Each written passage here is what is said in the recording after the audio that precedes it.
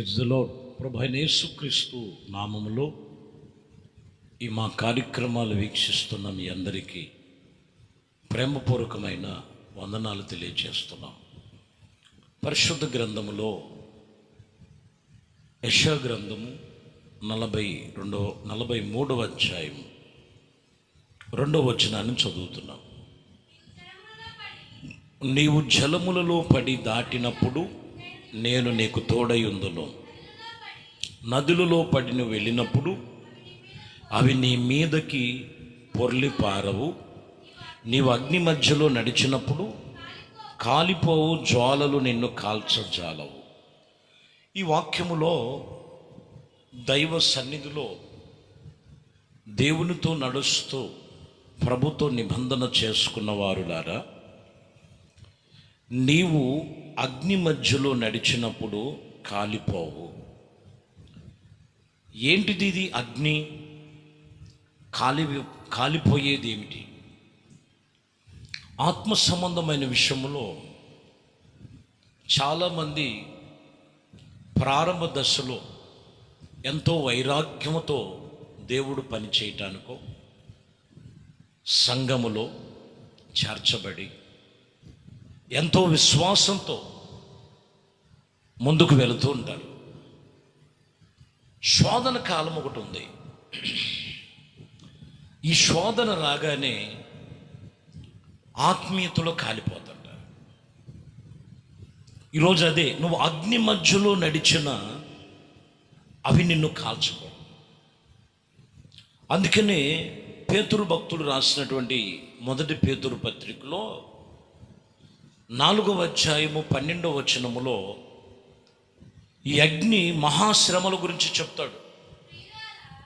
ప్రియులారా, మిమ్మల్ని శోధించుటకు మీకు కలిగుచున్న అగ్ని వంటి మహా శ్రమల గురించి మీకు ఏదో ఒక వింత సంభవించిందని ఆశ్చర్యపడద్దు. మీరు గమనించాలి,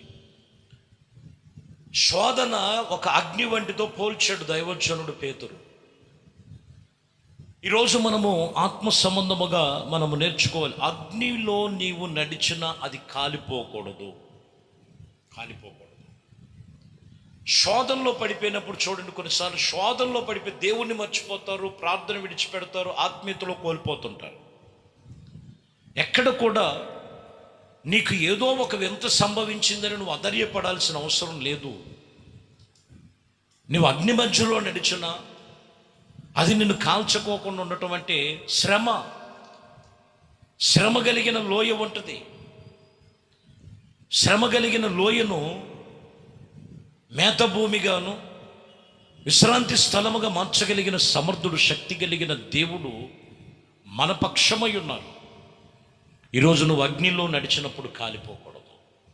మొదటి విషయము మనం చదువుకుందాం. హెబ్రీలకు రాసిన పత్రికలో 11వ అధ్యాయం 34వ వచనం చదువుతున్నాం. అగ్ని బలము చల్లారెను, ఖడ్గద్వారమును తప్పించుకొనిరి, బలహీనులుగా ఉండి బలపరచబడిరి, యుద్ధములు పరాక్రమశాలులైరి, అన్య సేవలను పారదోలిరి. చూడండి, అగ్ని బలం ఏమైపోయిందంట? చల్లారిపోయింది. బలహీనులు బలమైన వారుగా మార్చబడ్డారు. శోధన కాలం తప్పించబడింది. ఇక్కడ మీరు గమనించినట్లయితే ఇది ఎలా తప్పించబడి ఉన్నదంటే, అక్కడ పౌలు గారు క్లియర్గా రాసినటువంటి మాట ఏంటంటే, విశ్వాసము కాలిపోకూడదు. మీరు గమనించాలి, ఎన్నడూ కాలిపోకూడదు. విశ్వాసమును బట్టే నీ శోధన జయించాలి. నీవు అగ్నిలో నడిచినా అది కాలిపోకుండా ఉండాలంటే విశ్వాసము కాలిపోకూడదు. అవిశ్వాసానికి చోటిచ్చి విశ్వాసినంటే కుదరదు. నేను విశ్వాసంగానే ఉన్నానని బలహీనమైనటువంటి పరిస్థితుల మధ్యలో ఉంటే కుదరదు. శోధన, మహాశోధన, శ్రమలు నీకు సంభవించినా అది అగ్ని వంటి శోధనలైనా విశ్వాసముతో నువ్వు జయించాలి. ఒక సందర్భం బైబిల్లో మీరు గమనిస్తే, బబులోను దేశములో ఆ రాజు ఒక పెద్ద ప్రతిమను పెట్టారు. ఆ ప్రతిమను పెట్టి ఆ దేశమంతా చాటించారు. ప్రతిమకు మొక్కాలి, ప్రతి ఒక్కరూ కూడా బాకాలు ఓదాలి, సాగిల పడాలి. వాళ్ళకు తోసినటువంటి విధముగా అన్నీ చెప్పుకుంటూ వచ్చారు. అందరూ సాగిల పడుతున్నారు, మొక్కుతున్నారు, బాగానే ఉంది. అందులో ఒక ముగ్గురు ఉన్నారు, షడ్రకు, మేషకు, అబద్నిగో. వీళ్ళే అంటారు, మేము ఆరాధించే దేవుడు జీవము కలిగిన దేవుడు, సాగిల పడితే మా దేవునికే మేము సాగిల పడతాం అని చెప్పినప్పుడు దీని ఉన్న శిక్ష ఏంటో తెలుసా? రాజుగారు చెప్పిన మాటలు వినకపోతే మండుచున్న అగ్నిగుండములో పడవేయబడతారు. దీని పరిమాణం అది, దీనికి పరివాసం అది, మీరు గమనించాలి. ఈ విషయములో వీళ్ళు అంటున్న మాట ఏంటో తెలుసండి? దానియేలు గ్రంథములో 3వ అధ్యాయములో 27వ వచనములో మీరు చదివితే, ఇదిగో అగ్నిని 7 పెంచారు, మహాశోధన కలిగింది. ఏ శోధన అంటే అగ్ని వంటి శోధన. వీళ్ళలో మనం గమనించినట్లయితే ఒక్కటే మాట, మా దేవుడు మమ్మల్ని రక్షిస్తాడు. ఒకవేళ మా దేవుడు మమ్మల్ని రక్షించకపోయినా, మేము మొక్కినా సాగిలు పడినా మా దేవునికే మొక్కుతాం. చూసారా, విశ్వాసం కాలిపోలా, విశ్వాసములు సమ్మగిల్లల, పరిస్థితులు అనుకూలముగా ఉన్నా లేకపోయినా ఒకటే మాట, విశ్వాసంతో. విశ్వాసం కాలిపోలేదు కాబట్టి అగ్ని జ్వాల చల్లారిపోయింది. 27 అదే చదువుతున్నాం, 3:27. అధిపతులను, సేనాధిపతులు, సమస్తాధిపతులు, రాజు యొక్క ప్రధాన మంత్రులైన కూడి వచ్చి, చూడండి, అగ్నిగుండములో వేసినటువంటి మనుషుల్ని బయటకు తీసుకొచ్చి పరీక్షిస్తున్నారు. వారి శరీరములో అగ్ని ఎక్కడ కూడా ఏ హాని చేయలేదు. వారు తల వెంట్రుకలలో ఒక్కటైనా కాలిపోలేదు. వాళ్ళ వస్త్రములో ఏ మాత్రము దారము పోగు కూడా కాలిపోలేదు. అగ్ని వాసనైన వాళ్ళ దగ్గర తగలట్లా. దేవునికి స్తోత్రం కలుగునుగాక. అగ్ని జ్వాలలో నుంచి తప్పించబడటానికి గల కారణం ఏంటంటే విశ్వాసం కాలిపోలా. నేను చదువుకున్న వాక్యములో షడ్రకు, మేషకు, అబద్నిగో ఈ ముగ్గురు జీవము కలిగిన దేవుని మీద ఆధారపడి విశ్వాసముతో ఉన్నారు. ఆ మహాశోధన జయించడంలో ఏం జరిగిందో తెలుసండి? అప్పుడు చెప్తున్నాడు ఆ రాజు, షడ్రకు, మేషకు, అబద్నిగో, దానియేలు దేవుడే నిజమైన దేవుడు. మొక్కితే ఆయనకి మొక్కండి. ఇప్పుడు ఆ ప్రతిమను తీసేయమని అదే మాట చెప్తున్నారు. అంటే ఈ మాటలు మనం గమనించవచ్చు. నీ ఆత్మీయ జీవితంలో నీ వాళ్ళతో కొన్ని శోధన రావచ్చు. నీ ఆత్మీయ జీవితంలో నీ కుటుంబీకుల్లో, రక్త సంబంధికుల్లో కొన్ని శోధనలు కలిగి ఉండొచ్చు. కాలిపోకూడదు. ఏముండాలంట? విశ్వాసము కాలిపోకూడదు. మొదటిగా చెప్తున్న మాట, విశ్వాసము కాలిపోకూడదు. రెండో మాట చూద్దాం. కొరింథీయులకు రాసిన మొదటి పత్రిక 3వ అధ్యాయం 10వ వచనం. 3వ అధ్యాయం 10వ వచనం. దేవుడు అనుగ్రహించిన చొప్పున, మొదటి కొరింథీ 3:10. దేవుడు అనుగ్రహించిన కృప చొప్పున నేను నేర్పరినై, శిల్పకారునై పునాది వేసి తిని, మరి ఒకడు దాని మీద కట్టుచున్నాడు. ప్రతివాడు దాని మీద ఎలా కట్టుచున్నాడో జాగ్రత్తగా చూసుకోవలెను. జాగ్రత్తగా చూసుకోవలెను. ఈ రెండో మాటలో ఏంటంట? నీ పనితనం కాలిపోకూడదంటాడు ఇక్కడ. అది ఎందుకంటే 15లోకి వచ్చేళ్ళకి అక్కడ అంటాడు, ఒకని పని కాల్చివేయబడిన ఎడల వానికి నష్టము కలుగును.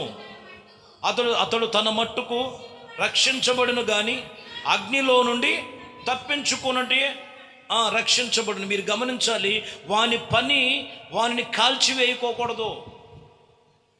ఈ పునాది వేశాడు, శిల్పకారుడై పునాది వేశాడు. ఆ పునాది మీద మీరు జాగ్రత్తగా కట్టుకోవాలి. పలు విధాలుగా పోల్చుకుంటా చెప్పుకుంటూ వచ్చాడు దైవజనుడు పౌలు. కొయ్యి కాలు వలె ఉండకూడదు, గడ్డి వలె ఉండకూడదు, కర్ర వలె ఉండకూడదు. వెండి బంగారం అంటాడు, వెలగలిగిన రాళ్ళు వలె ఉండాలి. అంటే నీ పని కాలిపోకూడదు. చూడండి, ప్రారంభంలో దేవుని పనిలో, దేవుని విషయంలో ఆయన ఆత్మ సంబంధమైనటువంటి అప్పగించినటువంటి సంఘ సహవాస ఆత్మ సంబంధమైన విషయాలలో కొంతమంది చూడండి మునుపుట ఉన్నటువంటి ఆసక్తి ఎలా ఉంటుందంటే గడ్డిలా ఉంటుంది. వెళ్తున్నాం వస్తున్నాం. ఆ పునాది మీద నీ పనితనం కనపడాలి. ఎందుకంటే అది పరీక్షించే సమయం, ఒక సమయం ఉంటుంది. ఆ అగ్ని పరీక్షించినప్పుడు అగ్నికి కర్ర ఆగదు, గడ్డి ఆగదు, పొయ్యికాలు ఆగదు. వెండి బంగారములు వెలగలిగిన రాళ్ళు వలె ఈరోజు నీ పనితనము కాలిపోకూడదు. వాక్యం చెప్తున్న మాట అది. ప్రియమైన దేవుని బిడ్డలారా, విశ్వాసము కాలిపోకూడదు, నీ పనితనము కాలిపోకూడదు. వాక్యం చెప్తున్న మాట అది. లూకాసు వార్త 16వ అధ్యాయము 24వ వచనములో ఇంకొక మాట మనం చదివితే రాయబడిన మాటల్లో, తండ్రి అయిన అబ్రహామా, నా యందు కనికరపడి తన వేళ్ళు కొన ఆ నీళ్లను ముంచి నా నాలుక చల్లార్చుటకు లాజర్ని పంపు, నేను ఇక్కడ అగ్ని జ్వాలలో యాతన పడుచున్నానని కేకలు వేస్తున్నాడు. ఇతడు అంతకుముందు ఎలాంటి వాడు?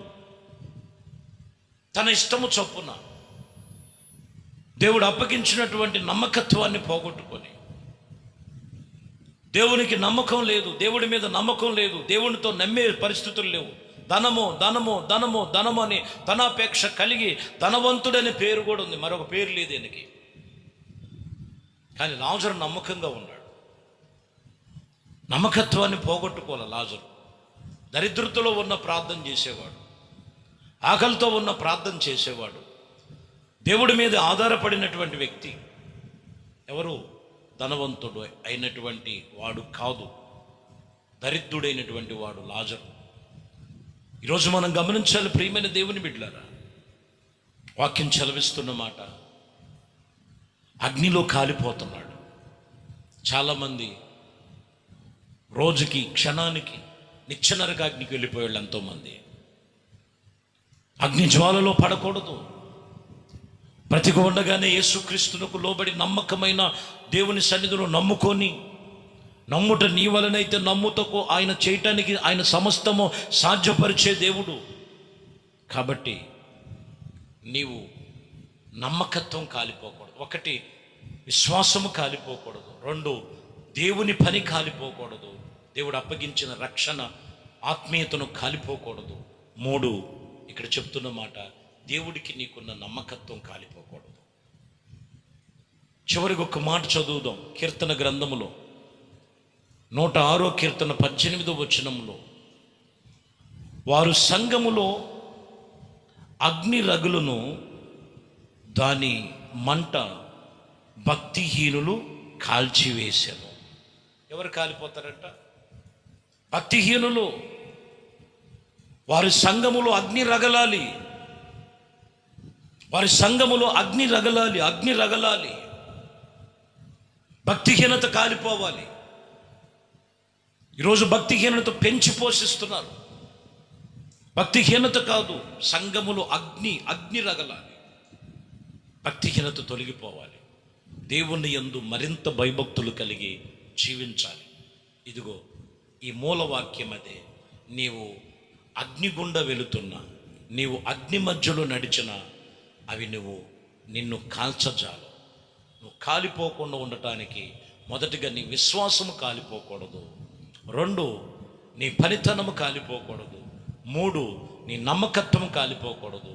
నాలుగు, ఇదిగో సంఘములో అగ్ని జ్వాలలుగా నీవు ఆత్మీయతలో ఎదగాలి. అవిశ్వాసము మరి భక్తిహీనత కాలిపోవాలి. ఇది వాక్యం ఈరోజు చెప్తున్న మాట. కాబట్టి ప్రియమైన దేవుని బిడ్డలారా, చెప్పిన వాక్యమును బట్టి శ్రద్ధాభక్తితో మనము అలాగున దేవుడు అప్పగించిన ప్రతి ఒక్క పనిని జాగ్రత్తగా పునాది మీద వేసుకొని, పునాది మీద కట్టుకొని, ఒక అమూల్యమైన రాళ్ళు వలె ఆత్మీయతలో మనం కొనసాగించబడాలి. ఆశీర్వాద ఫలములు పరలోక రాజ్య వారసులుగా చేర్చబడాలి. అట్టి కృప మీకు మీ కుటుంబాలకి కలుగు చేయనుగాక. ప్రార్థన. పరిశుద్ధుడా, ప్రేమ కలిగిన తండ్రి, దయా కనికరము కృప చూపించే దేవా, మీ సన్నిధానములో ఈ ఉదయ కాలము చేస్తున్న ప్రార్థనలు, వాక్య విజ్ఞాపనలో మీ సన్నిధి తోడై ఉంచారు. విన వాక్యమును బట్టి ప్రతి ఒక్కరి జీవితంలో నీరు కట్టి ఫలింపు చేసి ఏ ఒక్కటి వారిని కాల్చివేస్తుందో, అగ్ని జ్వాలల మధ్యలో నడిచిన ఆ జ్వాలలు కాల్చజాలవని చెప్తున్నాం. ఏ శోధనలో ఉన్నారు, ఏ దుఃఖములో వెనకంచి వేశారు, ఎక్కడ బలహీనతలు లోకములోకి లాగుతున్నాయో వాటి నుంచి తప్పించి క్రీస్తు యొక్క మహిమ కలిగిన అగ్ని జ్వాలల మధ్యలో ఆత్మీయతలు మరింత కొనసాగించుటకు షడ్రకు మేషకు అబద్నిగోలు వలె రోషము కలిగి దేవుని సన్నిధిలో విశ్వాసముతో కొనసాగించే కృప చూపించమని నజరేయుడైన యేసుక్రీస్తు నామములో ప్రార్థించి వేడుకొనుచున్నాము తండ్రి, ఆమేన్. ప్రభు మిమ్మల్ని దీవించునుగా.